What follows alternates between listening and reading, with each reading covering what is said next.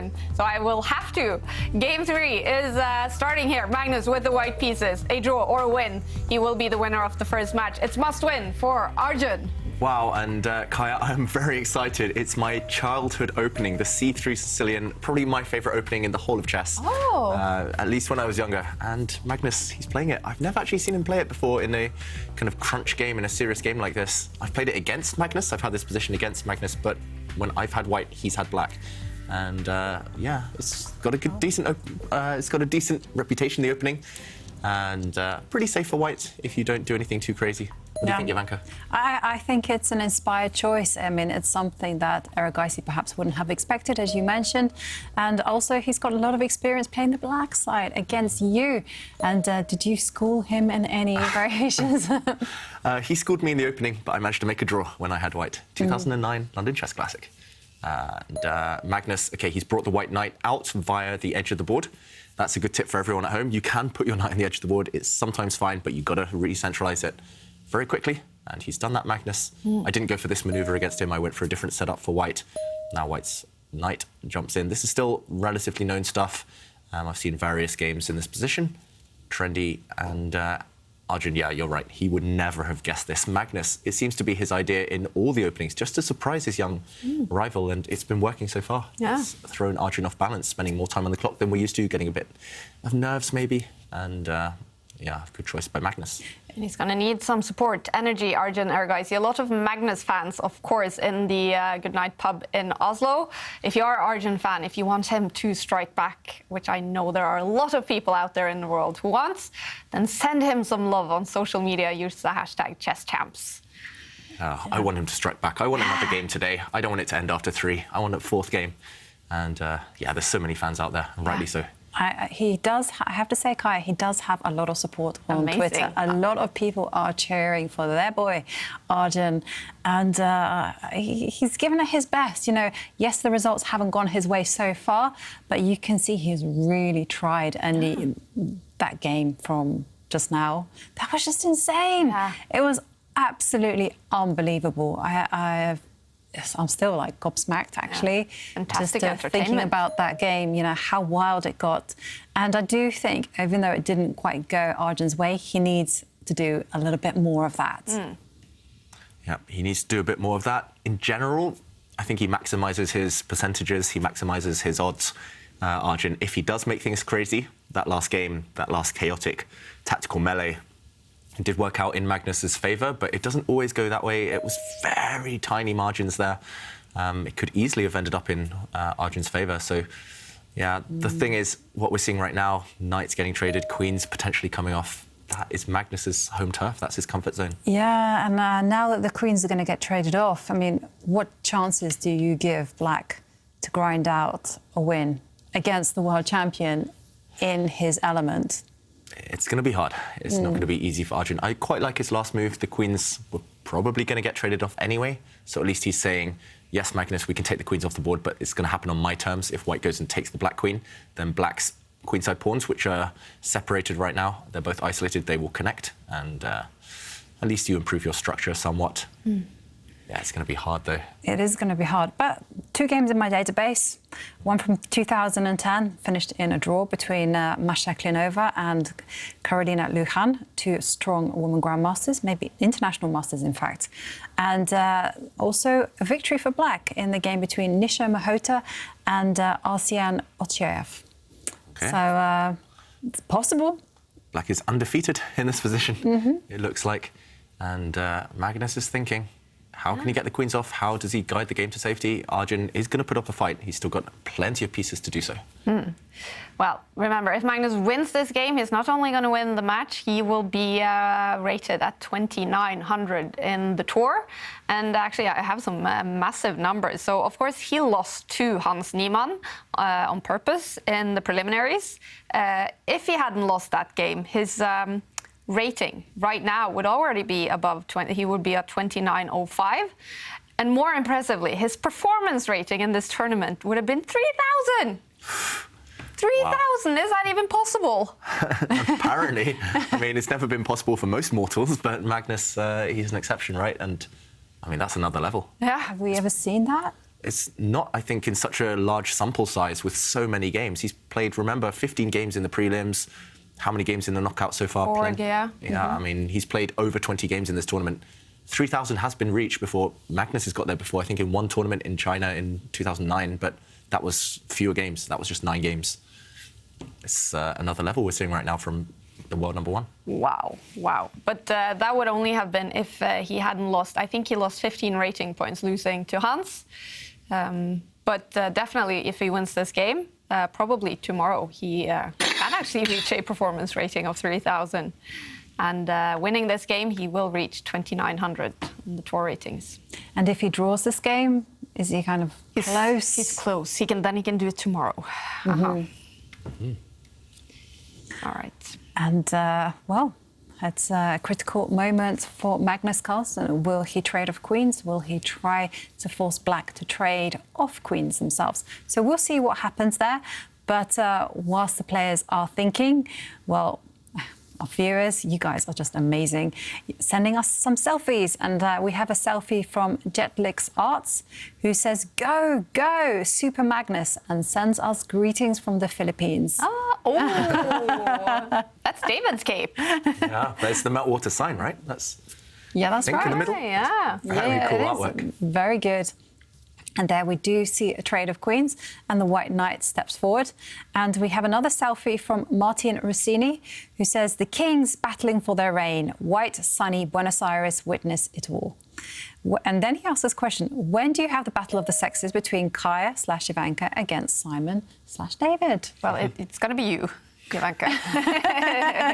But hang on a second, they didn't actually say chess. Yeah. Oh. Sure, you'd beat so us let's at plenty of sports. Yeah. Golf, you'd beat us, Kai. Golf, let's do golf, you guys. I think that's the only one. But I'm very uncoordinated. Are you sure you want me on your team? Yeah. Okay. Yeah, we'll do that, yeah. Oh, okay. Yeah. Well, here we have the picture. And there we see Magnus. He's just returning to his seat. Yeah, it looks like he's just changed position there. Normally, when I change position in my seat, it means that something's happened. I've either got very excited about my position or I'm a bit frustrated and I want to maybe get some energy. But, OK, Magnus, he, remember, took the queens off the board. That is step 1 towards just neutralising any risk, just maybe guiding the game towards a draw. But you can't play too passive, and we've seen that happen before. Even Magnus himself has occasionally been guilty of that. If you play too hard for the draw, it can rebound. You can make passive decisions.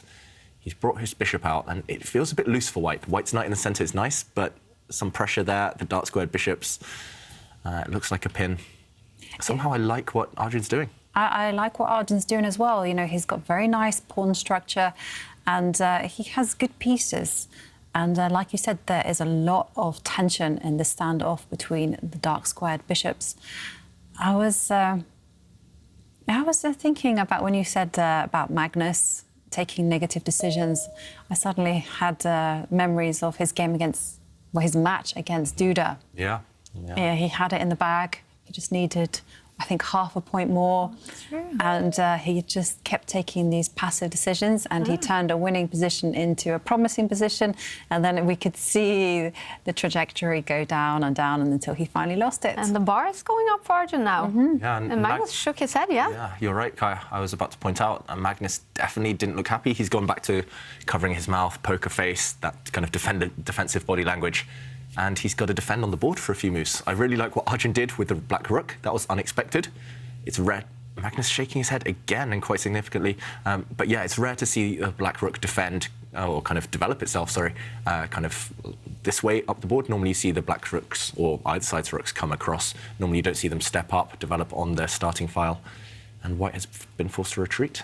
And even if we see a trade of dark square bishops, that doesn't necessarily mean the game is being guided towards a draw. It feels like white is losing a lot of time. It's very tempting as well for black to push a pawn in the middle of the board right now. Start gaining space, gaining momentum, gaining tempi. Yeah. What do you think, Ivanka? I agree with you. We do see a trade of dark square bishop, and a pawn has stepped up the board. This wasn't the pawn I was expecting, I'll be honest with you. I mean, I did, of course, expect that pawn to move forward on one occasion, but not immediately. Yeah, maybe you could push this pawn to hit the knight, or this pawn to hit the knight. I'm not sure which one. I guess Arjun's idea is to keep that up his sleeve for later. This bishop has been unleashed. And yeah, pawn structure-wise, it's definitely better for black right now. Black has an extra central pawn. It's 4 versus 3 on the right half of the board. And on the other flank, I don't know, this looks very active to me, this rook. It's keeping an eye on this pawn, causes some pressure here. Later, if the white bishop ever disappears, the black rook can kind of switch to attack this one. OK, Magnus keeps his king very safe, guarding some pawns there. I just think the king position as well, better for black. Black's king is in the center. It's an endgame. It's ready to put kind of join and dart to either side of the board later. Magnus, meanwhile, his king is poorly placed, but he had to put it here just to get his rooks in the game. Yeah, I mean, if I were Arjun, just automatic, just push this knight back, kick it away, force it to retreat. OK, he does that in a different manner. He pushes his rook to hit the knight. Also looks good. Also looks good. I think he's trying to provoke Magnus into protecting his knight with a pawn, thereby lengthening the diagonal for his bishop. Yeah, I mean, this bishop, sometimes you think it's hitting thin air, but actually it controls a lot of very important squares. There's enough pieces to cause the white king some discomfort. So instead, Magnus steps back, but it's all a bit timid for white. Magnus, he's been on fire, winning all these games by kind of playing actively. Now he's just trying to draw the world champion. And Arjun needs to take this opportunity. It's not a big opportunity, but it feels like a small glimmer of hope.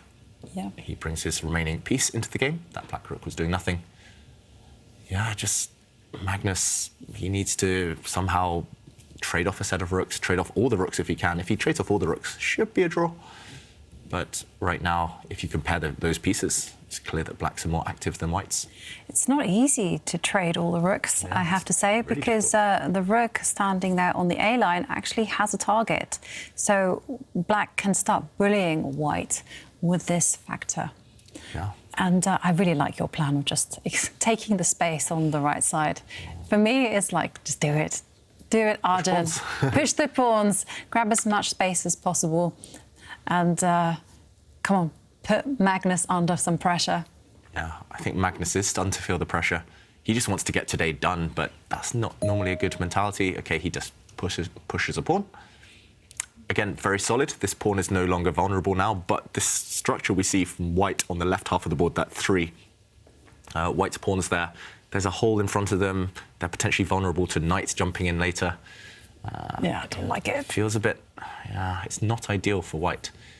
And again, black has a free role to push on the side he's stronger. He's stronger with the 4 versus 3 majority on the right half, so that's where he should be playing. Yeah. No, I have nightmares about that pawn structure, not because of any personal games of mine or anything.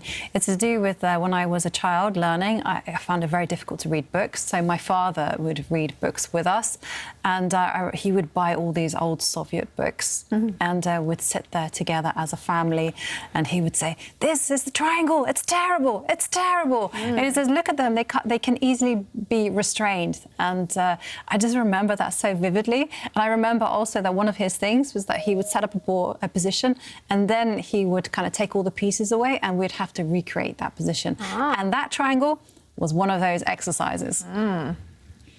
Interesting, yeah. I mean, this pawn structure for white is just never really going to move on the left. Otherwise, you just weaken yourself. And meanwhile, Arjun, I quite liked his bishop where it stood, but he's trying to play concretely. He's going for potential threats, direct threats. I'm not sure what it is right now, but there is a pin. Black's bishop is eyeing up this kind of white knight that's hanging in the air. It's very complicated. In terms of what to do for white, I don't really see a plan. White's bishop steps back. OK, looks passive. It looks like a move Magnus didn't want to play, but it does keep the bishop nice and safe. That bishop was loose, vulnerable, and anytime you get pinned, you want to keep your pieces protected. So Arjun, how does he increase the pressure? He's the one creating right now on the front foot. Yeah. Magnus just reacting. He is reacting. I wonder whether Magnus has any sneaky ideas of potentially trapping the black rook, or just asking a question to it. Yeah, maybe we can show this. For example, I've been itching for a while to start pushing these pawns. Say black pushes one of them right now. Ideas to trap this one, maybe pushing a pawn. Yeah. So we were talking about how this is weak, this structure, or it can be controlled later by black pushing a pawn. But maybe you take the opportunity to step forward, and if I'm naive here and just maybe push this pawn forward, then maybe it's not lost yet, but this rook is Yeah. in big trouble on the edge of the board. Also, I have an inkling Magnus has ideas to jump his knight in, and suddenly there are threats of the knight coming forward with a check and a fork. Suddenly, at least some activity, Yeah. which didn't exist 2 moves ago. No, I love that knight move. So you do have to take precautions there. Yeah. So how are you going to stop the... Oh, so he retreats his bishop. But that's not good, I guess, for Arjun. I mean, it takes a lot of you have to get rid of all your pride, essentially, all your ego, in order to move your bishop forward 1 square, white steps back, and then move your bishop back. Magnus does indeed jump into the centre, so black has actually lost 2 moves. Yeah, he's lost 2 tempi, moving his bishop back and forth again. Now, how does he react? You kind of want to get this rook in the game, but right now there is a threat to play rook takes rook and then win a pawn. So he moves his rook into the centre. It feels like Magnus is somehow untangled. He's surviving. It just feels like, yeah, Arjun trying to hurry on the clock as well, but he's lost some time on the board. Yeah, and I imagine the white knight will just relocate itself to the c4 square and actually threaten the pawn on b6. Yeah, that looks like a very safe move. Worst comes to worst, you step back into the centre, nice square. Actually, yeah, you're right, Jovanka. This is severe weakness. Yeah, it's turning. It's turning. Magnus is the king of endgames after all. Arjun needs to be careful. Yeah. It's so easy to lose time like that. And Magnus, again, making it look so easy. You know, he had a slightly unpleasant position and he seems to have neutralised that with some ugly-looking moves. And Arjun thinking, Magnus also thinking, what will he play? Yeah, it's tough. I mean, your move looks so natural, Jovanka, just retreating the white knight back, attacking this pawn. What else? I guess you could trade off a set of rooks, potentially. The reason you might not want to do this is that black has the option to change the pawn structure. I'm not sure, again, whether black actually really wants to do this, but black could unite these 3 pawns. Potentially this one will push forward later. So maybe Magnus just weighing up that option. All the top players, they always pause before they change the pawn structure. That's just a pattern, because changing pawn structure is committal long-term, and you've got to weigh up long-term whether it's worth it. Maybe Magnus, I mean, this looks too flashy, bringing the bishop out to hit the rook. I suspect that is going to be the move. Yeah. I can see that being a Magnus type of move. Oh, plays your one. Yours is more natural. And, yeah, just, whoops, my arrows are a bit off today. He's attacking this pawn, and black, therefore, defends it. And, yeah, I mean, for example, at the very least, Magnus will drop his knight back and just try to trade off this rook. Still in the balance, this game. All right. Well, that's good news for Magnus. A draw is enough for him to finish this first match in only 3 games. And now the triangle is unleashed, or not unleashed, it's not there anymore. It's not there anymore. Yeah. And so I think Magnus was probably quite relieved to change the pawn structure. And now you can see he's advancing his pawn. And it actually it can become something that Arjun has to worry about, because it is a potential passed pawn.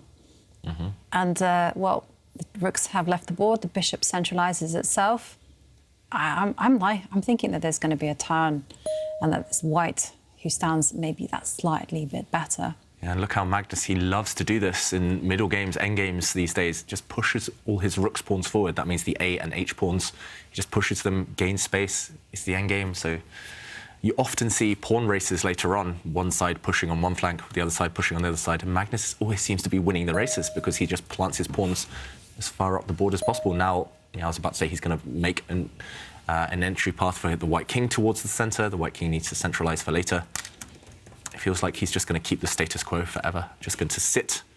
It's hard to see what black actually does. Black's rook is terribly placed now. Black's knight is tied down defending a pawn. Black's bishop is kind of stuck plugging the central file. Yeah. Yeah, it just looks like he can sit. Do you think Magnus even had to think about these last 2 moves? No, it was just with the hand. Yeah, it's like blindfold chess for Magnus. It's just like, OK, I want to bring my king to the centre, I want to improve a pawn structure, piece. That stuff you don't even need to calculate, right? He's so good at that. And just looking at the camera, he looks like he's in Zen mode. Meanwhile, poor Arjun, he looks like, oh no, must win with black against Magnus Carlsen is the toughest game in chess. It is incredibly difficult. And I feel like one of the great things about Erigaisi is that he's so cool and he's so composed, and that will just serve him, will just benefit him no end.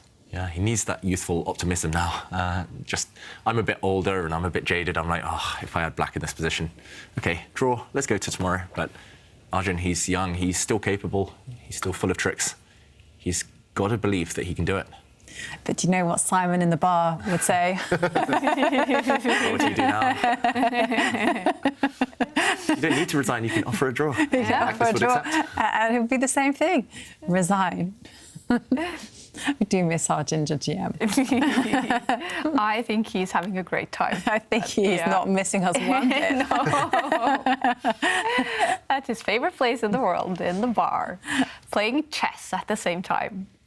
Lucky people down there, they get to challenge a grandmaster who is just a perfect banter blitz player in a pub. I bet they are enjoying themselves. Also, watching this, the other two games were very explosive, very entertaining, drama all the time. This one feels a little calmer. Yeah, and this is Magnus's choice. When you have white, earlier we were talking about percentages, white normally scores 50%, 54% on average across all levels of chess. But the beauty of having white is you can choose the opening and you can choose the pace, the style of the opening. And here, Magnus guided the opening quickly towards the endgame, took all the sting out, took all the fun out. And although black was probably doing quite well for a small phase, Magnus is great at killing the draw, killing the game if he needs. And that's bringing his rook across. We're seeing it right now. You know, it looks like a very harmless move, but instead he has intentions of perhaps pushing his B pawn. And if he pushes the B pawn, the A pawn will follow. And it will be Erigaisi who perhaps might be grovelling for the draw. Yeah, and clock times, nothing serious to write home about there. Erigaisi slightly behind, but it's just unable to find a plan. The black rook still, what is it doing? Yeah. Not much. Yeah, and whilst Arjun is thinking, well, Peter Saddington sent us a selfie. He said, "Let's go, Magnus," cheering from Atlanta. We'll bring up the picture. Oh, wow, that is one impressive setup. Wow. Is that the garage? It must be. Looks like a proper man cave, that one. Yeah. Doing some handiwork at the same time. Yeah, it's incredible. Nice selfie from Peter. And, well, we have seen the night retreat. And Nerdy Geographer asks us a question. Is there something that you really like, are really passionate about, but absolutely suck at? And he says that's chess for him. Ooh, that's a good question. I know what I'm really passionate about it. I really like it, but I'm terrible at it. It's like looking after houseplants. I love them so much, and I want to have a house full of them, but they all die. And I get given these beautiful orchids, and it's like 2 weeks later, I swear, I'm like watering it, I'm feeding it, I'm reading up on the internet what to do, and I've killed the thing. Yeah, I think many people struggle with that. For me, it's chess. So that sucks. But we're going to go down to Simon. I think the word has spread in Oslo that you are down there and that there is a cool watch party at the Good Night, Simon. There is. I mean, look at this. I think everyone here is for the watch party. They're waiting. Oh, actually, hang on a minute. They're going the wrong way. Are you here for Magnus Carlsen? No, we're not. Okay, well, I think we got the wrong cue there. Let's go inside. Let's go inside. And here we are. We're here at the Good Night, and there's lots of chess going on, and lots of people enjoying their game, enjoying the thing. It looks like Magnus is rolling today. He's playing such good chess. Loads of people are watching the games. Let's see a bit more opinion. Hi, guys. Are you Magnus Carlsen fans? Yes or no? Well, yes. Yes. Of course. Is anyone not a Magnus Carlsen fan? Oh, there we go. There's loads. There's loads of fans here, and I think everyone's getting a bit more drunk. Look, here we go. Hello. Do you want to be both Hans Niemann and Magnus Carlsen? I tell you what, yeah, we'll talk about that later. Are you having a good night? Yeah, of course. There you go. Everyone's having a good night here. It's getting a little bit rowdy. You know, I'm trying to hold it together. I'm trying to watch the chess. I mean, just look at this crowd out here. I'm sure they're for Magnus. I'm sure they're for Magnus.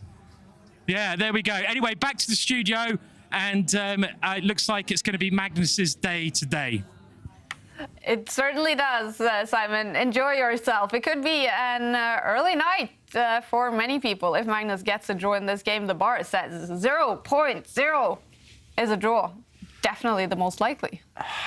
I wouldn't say definitely, but it is the most likely right now. It's just hard to find a plan for either side. And Magnus, he's just waiting with the white rook, just hinting that he'll push some pawns. Black's king going back. Where's that going? Not entirely clear. Yeah, it's completely balanced. That doesn't mean it's going to be a draw. At some point, Erigaisi has to go for it. He might as well, but that will come with some risk entailed as well. And Jovanka, do you see any chance at all for Black? I'm starting to lose hope. I'm a bit pessimistic, to be honest. And primarily it's because it's not very easy for Black to start advancing those pawns on the right. I mean, if you could get a pass pawn somewhere or just take some space or just do something positive, then I would feel a lot more optimistic. As it stands, I'm just thinking it's Magnus who is controlling the pace of the game. And there you go, he steps forward with the B pawn. And it's going to be all about those pawns on the left. Yeah, I mean, this is a very decisive move. It shows that Magnus is not lacking for confidence. Can't blame him. He's playing so well this tournament. I would have personally, as White, maybe just started moving the king towards the centre, maybe just pushed White's h-pawn forward just to clamp down, just to sit there. But Magnus, he wants to go for that draw, at least. Maybe he wants more. Erigaisi now just clinging on. The black king, the black rook, they're passively defending pawns. Yeah, the more I look at it, the more I think it's Black now on the defensive, and the evaluation bar slowly creeping up in White's favour. Erigaisi had such a good position, but that's the problem in chess, when you don't, or when you can't find a good plan, when you kind of just move pieces around just for the sake of it, things start to turn. And if you're playing move by move, just trying to react to your opponent, then yeah, that will backfire. Yeah, I mean, I can't blame him. It's just a difficult position, especially in a must-win situation. He's trying, but what next? If White just moves the king, for example, if White just waits, White can move the knight, White can... Yeah, move the king. The king. Yeah, when you suggested the king move earlier instead of the pawn push, I was like, of course. That is the way to play. So many options. And you still take me by surprise, even though I know that this is the way you play. Yeah. And I forget. But that's why I'm not Magnus Carlsen. He's a bit more direct, and that can be a good thing too. No, I love it, David. Never change. Thank you. And yeah, Magnus. Okay, he's caught up on the clock. That's one good sign for Erigaisi. Maybe one practical idea for Erigaisi would be to wait until both players are down to about 3-4 minutes, or maybe even less, and then start to kind of gamble a bit, take some risks. Okay, Magnus, though, he's trying to clarify things immediately. Is he trying too hard to force the draw? He's just taken off a set of pawns, traded off the rooks, jumping in with his knight, attacking a pawn, but now White's pawns, there's a potential for them to be a bit weak. White's pawns on the left side are both isolated. Now Arjun has the triangle. Magnus taking advantage of that hole. Yeah, that is very true. But that knight is out there on a limb, and it doesn't have too many squares if the e-pawn takes one step forward. Yeah, there's a chance that White knight might just be on a bad circuit. I guess there's an immediate threat in the position. We talked about the triangle structure. That's this one. That means there's always a hole. So White's knight is doing a good job occupying. And if Black is careless and, for example, let's say just wastes a move, just moves the bishop, then White has this big threat of dropping back with the knight hitting this pawn. As soon as it moves, you can jump in with a check, and you win a pawn either way. Or you can even go to the edge of the board and win a pawn like this. Hit the base of the pawn chain. This is always the way to win pawns. Hit the base, and once the foundations crack, the other pawns drop as well. One of these two will fall. So big threat, and as Jovanka says, maybe Black's best bet, in this position is to push this pawn forward. It was weak after all in that variation. Why not step forward? I'm thinking that maybe his idea is actually to also challenge that pawn. But, you know, I'm a pawn pusher, and maybe I'm, like, reacting way too harsh in this. I mean, it makes sense, Jovanka. If you can trade off a bunch of pawns, you should be able to guide the game towards a draw. Arjun just ignores the threat. Wow, brings his bishop No, but this is what Magnus wants. You know, he would love to trade. Oh no, he pushes the board. Maybe Magnus wants to win. Maybe we're just getting it wrong. Yeah, I'm going to just reel my words back in. Commentator's curse. I mean, if Magnus wanted to force the draw there, he could easily have just retreated his knight, and same idea, right? Yeah, that's what I thought. I was thought, OK, he does that, and then it's going to be a draw. Yeah. All the pawns are on the same side. But Magnus says no. Maybe he played that move very, very quickly. Yeah. And knights are well known to be really bad at stopping these rook's pawns, the A and H pawns. This one is about to start marching through, and the bishop steps back, hitting the white knight. And yeah, Magnus, he's playing for the win. Yeah, he's going for it. Yeah, and now after this bishop move, he can go to the side of the board, right? Yeah. Magnus is winning. You win a pawn. Whoa. You can't defend either this pawn or this pawn. One of them's dropping. Yeah, Magnus has his sights on 2900 because this is once again such an incredible performance. Yeah. From nowhere, he magicked that. Yeah, this is why he's another level. He can change gears, he can shift, he can change the pace of the game. And Erigaisi, OK, one move he's played and it's all fallen apart, but he was in an impossible situation anyway. It was hard to win for black, maybe even impossible to win. So he's going to go down with his ship. And he's going to lose a third game. Oh, no. You just can't save these pawns. If black's knight, for example, tries to counterattack against the white pawn can happily step forward. And it's still tough to round this one up. The white bishop's actually doing a great defensive job protecting it. And, OK, this happens. Which one do you let go? Maybe you just let this one drop. The black king moving, but white is a pawn up. White's knight is just going to come back and start cleaning up, mopping up the rest of black's pawns. And the white king, you know, hadn't really moved after it castled, suddenly in prime position to start moving towards the right. Yeah, it looks like it's, well, I was going to say matter of technique. We criticised that phrase the other day, but it looks relatively straightforward now for white. I would just get this knight back to a safe square. It doesn't have too many. Oh, look at Arjun, poor guy. He's just come up against an inspired opponent today. Just drop the knight back, attack this pawn. When it steps forward, now you can start bringing the king maybe, or now you can just centralise your knight. This pawn will act as a distraction. It will take black 3 or 4 moves to go and win it. In the meantime, white will achieve something else on the other flank. Almost game over now. Last stages of this game. Yeah, I have a suspicion also white's knight is going to do some damage work, like you highlighted. Go after pawns and, oh, the devastation on Arjun's face. Oh, it's hard. Painful, I mean, isn't it? That's the thing. Sometimes against these real elite players who can step up. I mean, Arjun's been great so far, but he just hasn't had a chance today. Yeah, sometimes against them you just have to learn, and he does have another opportunity tomorrow. Oh. He looks tortured right now. Oh, yeah. We're all suffering. Chess is a hard game. Yeah, he knows, of course, the world is watching.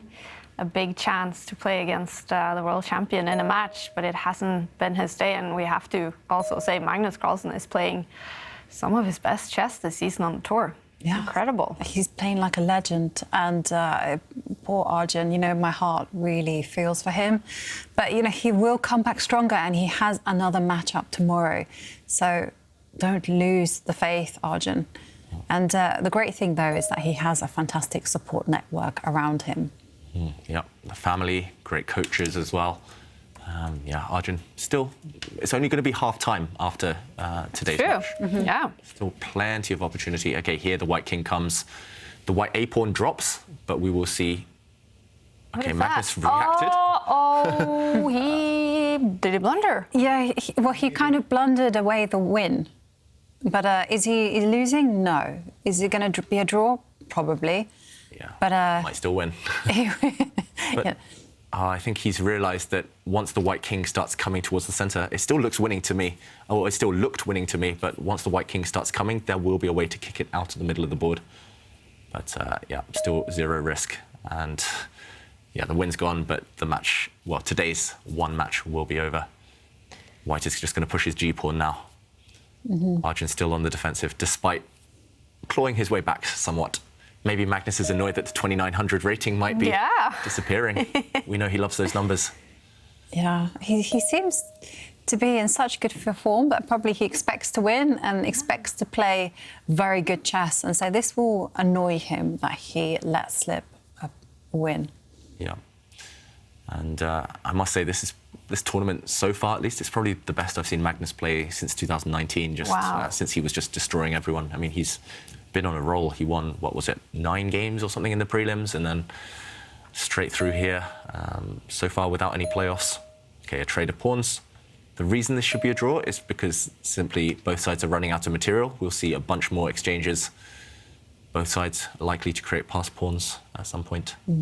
Black central pawn is already a pass pawn, I guess. Yeah, and do you think the white king will also begin to mobilize itself and move towards the center? Most likely, yeah. And yeah, what Magnus Carlsen miscalculated is that simply the white king was too slow to run into the center. Black could grab his pawn, that white A pawn earlier, and as you mentioned, still should be safe enough. 2 options here. I guess you just move the white king, or you start pushing the white G pawn forward. That should also be enough to guarantee the draw. Yeah, my first instinct is to push the pawns, always. I'm never going to break the habit of a lifetime. And Magnus also agrees. Yeah, pass pawns are there to be pushed. And I wonder whether Arjun can maybe drum up something if he steps forward with his king and attacks the pawn. That's the only plan, right, for Black. Black has to activate his king. It's offside. Bring it towards white's pawn. Even if Magnus loses that pawn, and worst comes to worst for either player here, if you imagine all the pawns disappearing, even if one side loses a knight or a bishop, as long as they only drop one piece with no pawns left, it's still a draw, because neither side can make a new queen. And, for example, a knight and bishop against the opponent's bishop, or a knight and bishop against the opponent's knight, is still technically a draw. So right now, if Arjun wants to play it safe, he can just remove this white pawn from the board, remove the other white pawn, and draw. But then, yeah, those winning chances just disappear. Yeah. So I think the only way to keep the game alive is to actually retreat the bishop, so that you keep the passed G pawn under lock and key. Yep, Black can stop that pawn with his bishop, but okay, we're going to see the end of today's match over the next few moves. White's knight stepping back. Even if Black's pawns disappear, remember, it is a draw. But, okay, he'll just try and keep those if possible, and Magnus doesn't even want to hang around. We're going to see this game end with king versus king. And Magnus takes the first day of the final. He does. A draw in the final game. He could have won it even, Magnus, but 3 games, it is over. He takes the first match in dominant fashion. This means Arjun Erigaisi tomorrow will have to win that match to take it to